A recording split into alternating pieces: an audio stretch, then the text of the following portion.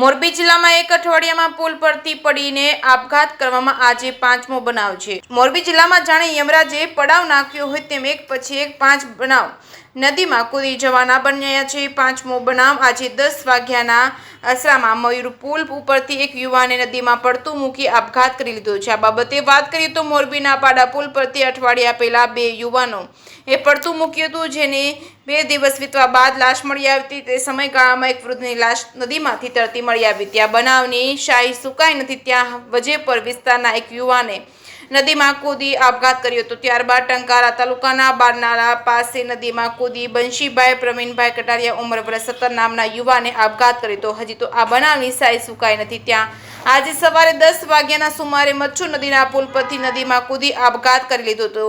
Fire બ્રિગેડની જાણ થતાં જ ફાયર વિભાગની ટીમ ઘટનાસ્થળે પહોંચી છે। આવા બનાવથી મોરબી પંથકમાં હાહાકાર મચ્યો છે। જે કે સિંહ સાથે શ્રીકાંત પટેલ, મોરબી।